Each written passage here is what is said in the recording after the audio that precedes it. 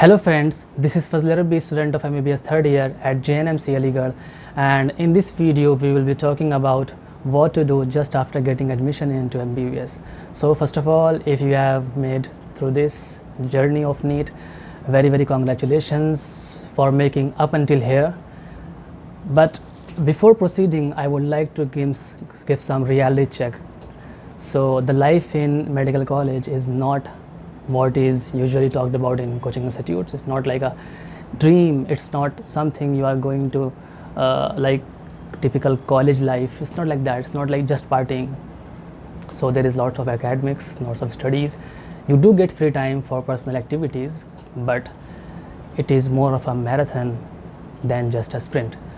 So with this background and the reality of MBBS course, we should be proceeding to what do we expect from the student to be doing in the first few weeks, as there are many videos on what to do in the first year at large, but there are not many videos on what to do just after getting admission into MBBS. So the most important thing which usually we talk about is books. So as this is the video where we will be talking about all the things we should be doing after getting into MBBS, so there is another video which I hope I will be making soon. As far as books are concerned, so there is one thing that must be kept in mind, is that book reading is a thing which is going to be going with you very far, not just in undergraduate but also in postgraduate. Also in further course of life you have to study different papers, articles. So developing the habit of reading books is very essential from this stage itself. What books to study? So I can, like, you have three subjects: anatomy, physiology and biochemistry. So for anatomy, the book which is usually read is B.D. Chaurasia. Now this is the book which your seniors will tell you to read, maybe many faculty members as well, but I won't recommend it because number one, it does not have good images, which is basically the core of anatomy. Number two, the explanation is not very good, so you are not able to create a good image in your mind from where artery is going, from where nerve is going. So the better alternate is Gray's Anatomy. You must get this book. And the second subject is physiology, in which the recommended books are Guyton and Ganong. So Guyton is something which is more bulky, more story-like, and Ganong is relatively crisp with a bit tough language. So if you have good command, you can go for Ganong. Otherwise, Guyton is the book to go with. The third is biochemistry. Biochemistry, the favorite book is Living God, as it is thin book and the text is big, so you don't have to read too much of it. There are lots of flow charts, lots of diagrams, which makes understanding the concept a very easy thing. A more detailed video will talking about other books as well, and why I am recommending these books and why not other books. So you have bought these many books, but coming from the NEET, we all are having lectures which we watch regularly during the NEET preparation or attending the lectures in person. Whatever may be the case, we are not used to reading books. At max we read biology and CRT books, that's it. So we are not in a habit of reading books. How to build that habit? So what you can do is that now classes are not started, so you can have non-academic books like Atomic Habits or anything, any book like that which you like. So once you have that habit of reading, the book reading of academic books will become much easier. So now you have academic books, you have developed the habit of reading by reading non-academic books as well. You need to have a study routine. Now this is not something which you are going to do from day one. Ideally you should be studying for about 3 hours a day, but you cannot start with 3 hours from the day one. So from now on in the foundation course, in the early days, start reading for 30 minutes or 1 hour daily. Then you can slowly progress to that ideal limit of 3 hours a day.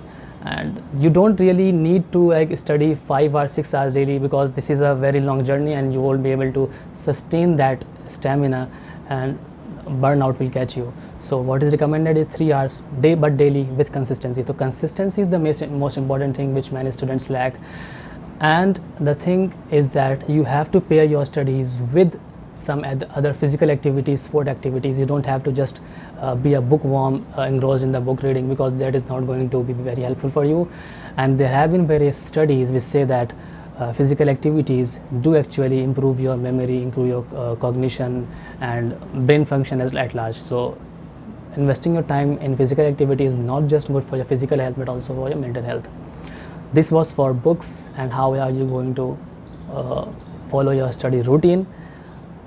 Now you have bought books, study routines. Next is essentials, something you have to buy before going to your hostel or college. So in hostel you will have to buy many things which will depend on what locality you are in. So if there are big markets nearby or other people living nearby, you will be able to easily buy those stuff from there. Otherwise you will have to take a lot of things from your home. Apart from that, for your college you need to have 3 things in the first year. The first is apron. This is something which every NEET aspirant dreams of wearing. So this is the thing which is associated with prestige of a doctor. So apron is mandatory in all the labs. So you have to wear apron in dissection hall of anatomy, in biochemistry lab, in physio lab as well. And many colleges do necessitate that student must wear aprons in lecture theatre as well. So you need to have apron. Second thing is dissection kit or dissection box.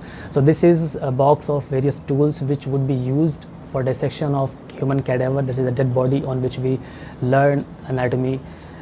So you don't really need to buy the box. You may take it from your seniors, because the seniors are currently giving exams and very soon they will be finished from the first prof. Then you can take it from them. The third thing is a stethoscope. Now stethoscope is something which everyone likes putting around their neck, but in first year there is really not much use of a stethoscope apart from physiology lab, and they will provide you the steth.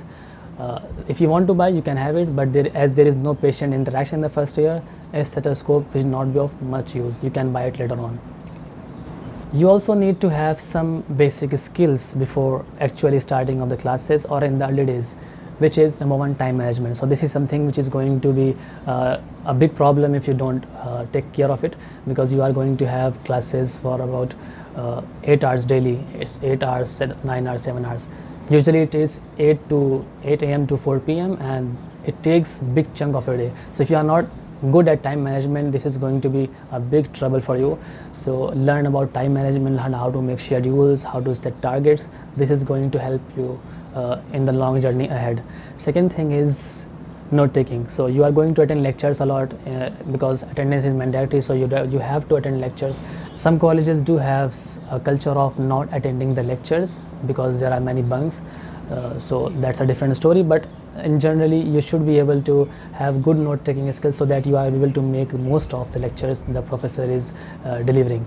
And the third thing, which I think is very important, is communication skills, which you won't be needing as much in the first year itself, but the moment you enter a second year and have interactions with your patient in ward, you are going to need this skill very much. And if you are not able to talk with the patient, the entire knowledge that you have is going to be useless, because the patient is going to give you history, patient is going to tell you what problem he has, and if you don't know that, and if you don't know how to take that information from the patient, you won't be able to treat or diagnose the disease.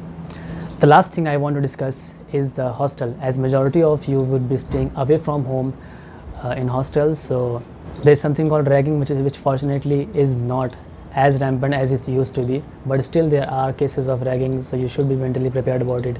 Maybe you need to discuss is with your parents what you need to do in case if anything happens. And my advice would be that if your senior asked you to do something, and if that is not a very big issue, you should be able to go away with it, go along with it, I mean. But if that thing is very big, if they are being abusive physically, verbally, or in any other way, then it should not be tolerated, and you can approach to respective authorities, maybe in your college or any helpline numbers. So ragging is something which you need to be familiar with, that it is still existent in many of the colleges, unfortunately. That is all for this video, and we will see you in the next video. If anything you want to ask, please mention in the comment below. Thank you.